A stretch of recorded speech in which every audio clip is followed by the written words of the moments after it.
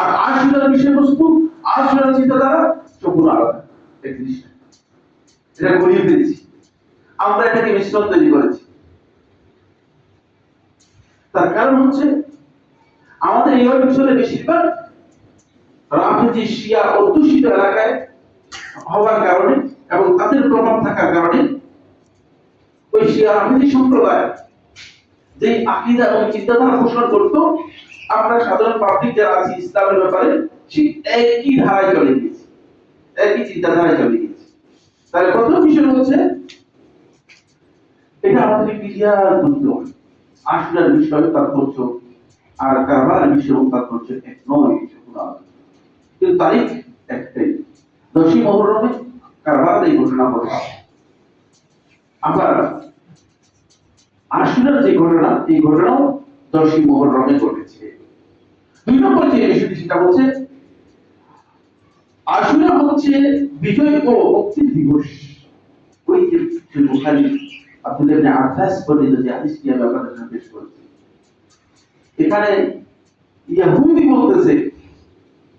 বলতেছে হাযা ইয়াউমুস সালিহ, এই দিনটা হচ্ছে অত্যন্ত ভালো দিন, কারণ এই দিনে মুসা আলাইহিস সালাম মুক্তি লাভ করেছেন।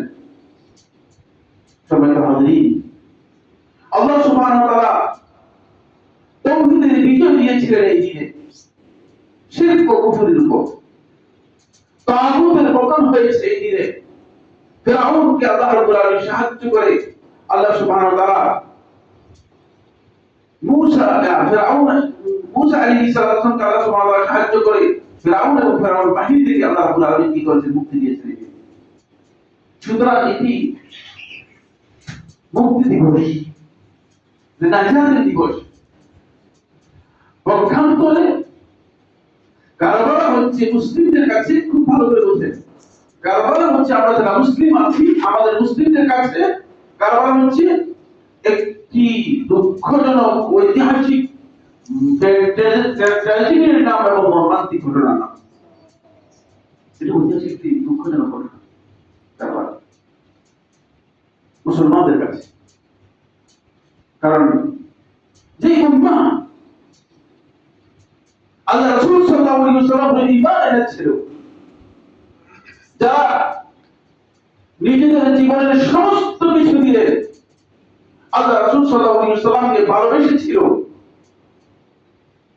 রাসূলুল্লাহ সাল্লাল্লাহু আলাইহি ওয়াসাল্লামের তিরোধানের মৃত্যু 50 বছরের মাথায় কিভাবে সম্ভব একটু চিন্তা করেন। তারা আল্লাহ রাসূল সাল্লাল্লাহু আলাইহি ওয়াসাল্লামের সবচেয়ে প্রিয় মানুষ রাসূলুল্লাহ সাল্লাল্লাহু আলাইহি ওয়াসাল্লামের পবিত্র হুসাইন ইবনে আলী রাদিয়াল্লাহু আনহু হত্যা করতে পারে। দুঃখ মর্মান্তিক ঘটনা, যারা রাসূলুল্লাহ সাল্লাল্লাহু আলাইহি ওয়াসাল্লামকে সবকিছু দিয়ে ভালোবেসেছিলেন। সুতরাং এই যে মর্মান্তিক ঘটনা, এটা যত পুনরাবৃত্তি করবেন তত আপনার ঐতিহাসিক ভাবে আপনি কলঙ্কিত হবেন, তত আপনি ঐতিহাসিক ভাবে ধিক্কৃত হবেন। কারণ ইসলামের সবচেয়ে ভয়ঙ্কর একটি ঘটনা। বাকি ঠিক এর বিপরীতে শিয়া রাফেজি সম্প্রদায়ের কাছে এই কারবালার এই দিবসটি হচ্ছে শোক, মাতম ও মানসিয়া দিবস। মুসলিম আমরা যারা আছি আমাদের কাছে দুঃখের ঘটনা, মর্মান্তিক ঘটনা, কিন্তু শিয়া রাফেজি সম্প্রদায় এটাকে শোক, মাতম ও মানসিয়া দিবস মনে করেছে।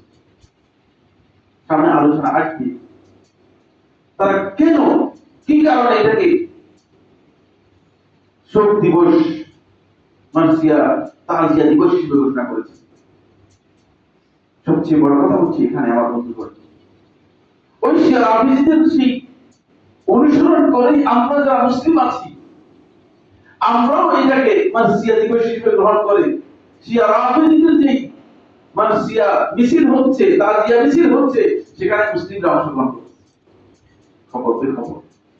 খবর মুসলিম যে তার নিজের পরিচয় সম্পর্কে জানে না, সে এই ধরনেরই হবে। আমি কি কারণে মুসলিম, আমার পরিচয় যদি আমি না জানি তাহলে আমি এই কাজ করবো, এছাড়া কি কাজ করবো, বলে। তাই হচ্ছে 3 নম্বর যে পয়েন্টটি সেটা হলো, এই শিয়া রাফেজিদের সেই অনুসরণ করে আমরা যারা মুসলিম আছি আমরাও এটাকে মানসিয়া দিবস হিসেবে গ্রহণ করে শিয়া রাফেজিদের যে মানসিয়া মিছিল হচ্ছে, তাজিয়া মিছিল হচ্ছে, সেখানে মুসলিমরা অংশগ্রহণ করছে। বন্ধুগণ, আশুরার সূত্র এবং ইতিহাস হচ্ছে সহিহ হাদিস অনুযায়ী মুসা আলাইহিস সালামের ঘটনার সাথে সম্পৃক্ত। আর সেই রিওয়ায়াতের মধ্যে ইবনে রাজব রাহিমাহুল্লাহ তাআলা বর্ণনা করেন এটি নূহ আলাইহিস সালামের ঘটনার সাথে সম্পৃক্ত। যাই হোক, কিন্তু যেহেতু সহিহ রিওয়ায়াত সহিহ বুখারী এবং মুসলিমের রিওয়ায়াতের মধ্যে স্পষ্ট আল্লাহ নবী সাল্লাল্লাহু আলাইহি ওয়াসাল্লাম আশুরার ইতিহাসের সূত্র হিসেবে, এর ঘটনার মূল হিসেবে মুসা আলাইহিস সালামের ঘটনাকে উল্লেখ করেছেন, সুতরাং এটাই হচ্ছে মূলত আশুরার মূল ঘটনা এবং ইতিহাস। আর কারবালার ঘটনার সম্পৃক্ততা হচ্ছে 61 হিজরি সনে 10ই মুহররম হুসাইন ইবনে আলী রাদিয়াল্লাহু তাআলা আনহু তফ অথবা তুফ ময়দানে যে যুদ্ধের মুখোমুখি হয়েছিলেন, যেটাকে পরবর্তীতে কারবালা অথবা কারবুলা নাম দেওয়া হয়েছিল, ওই জায়গায় যে একটি দুর্ঘটনা বা হত্যাযজ্ঞ হয়েছিল, এটাকে হত্যাযজ্ঞ বলতে পারে। কারণ হুসাইন ইবনে আলী যুদ্ধ করার জন্য যান। এই ইতিহাস আমার খেয়াল আছে 4 বছর আগে আমি এখানে আলোচনা করেছি, বিস্তারিত আলোচনা করেছি। এই জন্য আমি মানে আজকে আসলে রিপিট করলাম। 4 বছর আগে আলোচনা দেখে নিবে বা শুনে নিবে, সেখানে আমার বিস্তারিত আলোচনা হয়েছে, লম্বা আলোচনা করেছি, আমার খেয়াল আছে। হুসাইন ইবনে আলী রাদিয়াল্লাহু আনহু হত্যাকাণ্ড এর সাথে জড়িত কারবালার। সুতরাং এটা সম্পূর্ণ আলাদা বিষয়।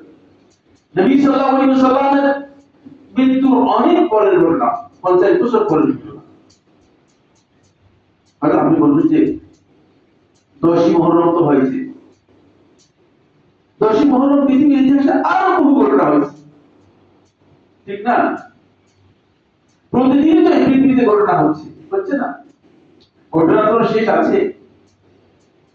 হুসাইন ইবনে আলী রাদিয়াল্লাহু আনহু শাহাদাতকে কার্য করা যদি মাসিয়া মাতম, নিজের শরীরকে ক্ষতবিক্ষত করা, তাজিয়া মিছিল করতে হয়, খুব ভালো করে খেয়াল করুন। তার ছেলে তার আব্বা আলী ইবনে আবি তালেব রাদিয়াল্লাহু আনহু ফজরের সালাত আদায় করার জন্য তিনি বেরিয়েছেন।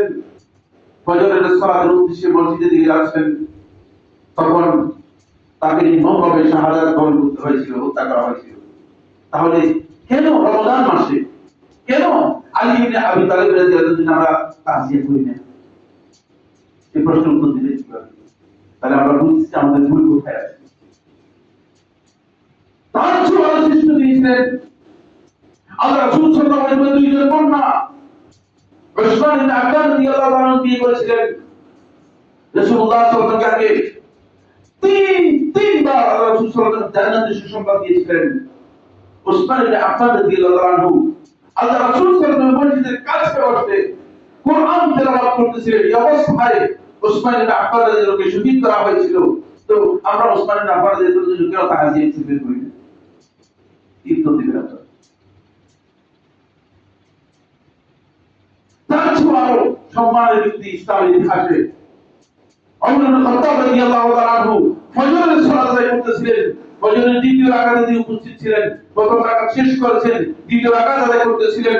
তাকে নির্মমভাবে ছুরিকাঘাত করে আবু লুলু হত্যা করেছে এবং নির্মমভাবে তিনি শাহাদাত বরণ করেছিলেন। কিন্তু আমরা তো তাজিয়া মিছিল কোনদিন করি না। তার কারণ ইসলাম এই তাজিয়া, এই মরজিয়া, মাতম, এটাকে ইসলাম কঠিনভাবে হারাম করে দিয়েছে। রাসূলুল্লাহ সাল্লাল্লাহু আলাইহি ওয়াসাল্লাম সহিহ বুখারী হাদিসের মধ্যে স্পষ্ট করে বলেছেন, লাইসা মিন্না, তারা আমার দলভুক্ত হতে পারবে না। মান জাতাবাল হুদুদ, যে পক্ষ বিঘ্ন করবে, ওয়াশাক্কাল জিয়ুব, নিজে বুক চাপড়াবে, পিঠ চাপড়াবে, সব প্রকাশ করার জন্য অনাহুত এমন কোন কাজ করবে যে কাজ ইসলাম অনুমোদন দেয় না। এবং জাহিলি যে সমস্ত আহ্বান আছে, ডাক আছে, সেই ডাকের দিকে মানুষদেরকে বলবে, আসো আমরা বসি বিলাপ করি, আসো আমরা বসি শোক প্রকাশ করি, মাতম প্রকাশ করি, সে আমার দলভুক্তি হতে পারবে না, সে আমার দলভুক্তি হতে পারবে না। সহিহ বুখারী রাসূলুল্লাহ সাল্লাল্লাহু আলাইহি ওয়াসাল্লাম সহিহ মুসলিম হাদিসে উল্লেখ করেন, আবু মুসা আশআরী রাদিয়াল্লাহু আনহু তিনি বলেন, আরবাউন ফি উম্মতি মিন উমুরিল জাহিলিয়া, চারটি বিষয় রয়েছে যেগুলো আমার উম্মতের মধ্যে জাহিরি কর্ম ছাড়া কিছুই না, যেগুলো জাহিরি যুগে ছিল, এই আমার উম্মতের মধ্যে জাহিরি কাজ হিসেবে থেকে যাবে। ওয়ালা ইয়াদুকুনাহুন, এই উম্মতকে সতর্ক করার পরেও, এই উম্মতকে বারবার এই বিষয়গুলো জানানোর পরেও উম্মতের একটি দল এটা বর্জন করবে, ঠিক আছে। এক নম্বর হচ্ছে আল ইহতিসাব, আর এক নম্বর আল ফাখরু বিল ইহতিসাব, বংশীয় মর্যাদা প্রকাশ করা, বংশের তারপর দেখা অমুক বংশের লোক, আমার কাছে না তো নাম চৌধুরী, কি করবে নাকি মৃত্যুর পরে চৌধুরী, আর চৌধুরীটা সারা চৌধুরী অচৌধুরী কোনো দাম আছে? দ্বিতীয় হচ্ছে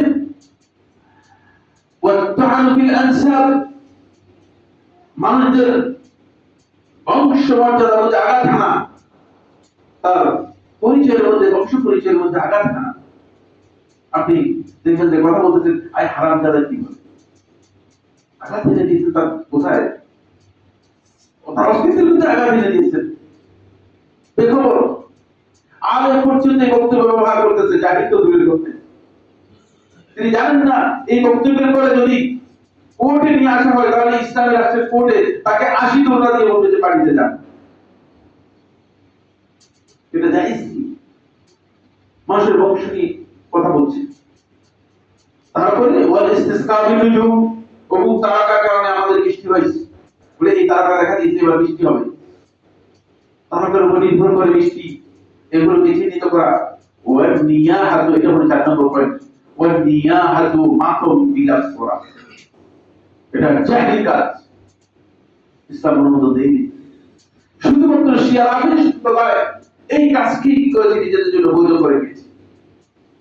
বন্ধুগণ, এই জন্য তারা সত্যিকার সুন্নাহ অনুসারী, তাদেরকে সতর্ক হতে হবে, বুঝতে হবে এখানে কোথায় আমাদের ভুল আছে, কোথায় আমাদের ভুল আছে। এরপরে 4 নম্বরে যে পয়েন্টটি সেটি হলো আশুরা এবং মুহররমের 10 দিন, বা মুহররম আশুরার তারিখ এবং মুহররমের 10 দিন মুসলিম উম্মাহর জন্য ইবাদতের সাথে জড়িত বিষয়। কারণ রাসূলুল্লাহ সাল্লাল্লাহু আলাইহি ওয়াসাল্লাম গোটা মুহররম মাসকে আল্লাহ রাসূল সাল্লাল্লাহু আলাইহি ওয়াসাল্লাম বলেছেন মুহররম হচ্ছে শাহরুল্লাহিল মুহররম, আল্লাহ তাআলার মাস, এবং আল্লাহ তাআলা এই মাসটাকে পবিত্র মাস হিসেবে ঘোষণা করেছেন। এটা পুরো মাসটাই ইবাদতের মাস। আফদালু সিয়ামি বা'দাল ফারিদা বা'দা সিয়াম রমাদান, হাদিসের মধ্যে রাসূলুল্লাহ বলেন যে রমাদান মাসের সিয়ামের পরে শ্রেষ্ঠ সিয়াম হচ্ছে, উত্তম সিয়াম হচ্ছে মুহররম মাসের সিয়াম পালন করা। এজন্য মুহররম মাস এই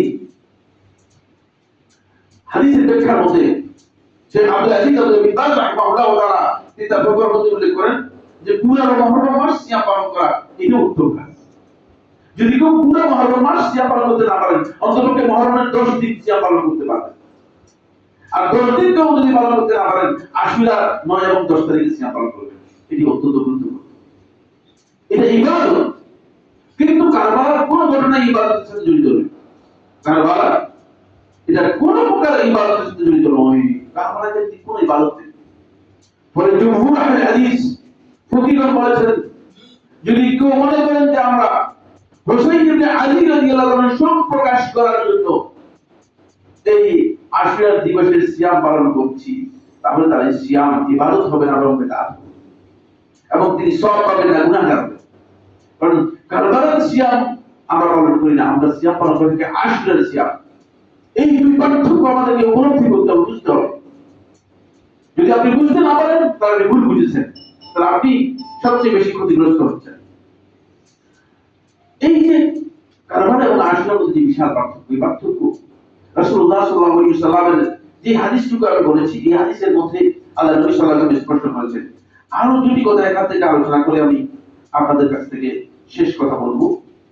আরেকটি বিষয় হচ্ছে রাসূলুল্লাহ সাল্লাল্লাহু আলাইহি ওয়াসাল্লাম বলেছেন, ওয়া আনা হাক্কু বিমূসা মিনকুম, আমি মূসার ব্যাপারে তোমাদের কাছে সবচেয়ে বেশি হকদার। কারণ আমরা যারা মুসলিম উম্মাহ রয়েছি, মূসা আলাইহিস সালাম যে দাওয়াত দিয়েছেন, মূসা আলাইহিস সালাম তাওহীদের যে বক্তব্য দিয়েছেন, মূসা আলাইহিস সালাম যা নিয়ে এসেছেন সবটাকে আমরা স্বীকার করি, কিন্তু ইহুদিরা সবটাকে স্বীকার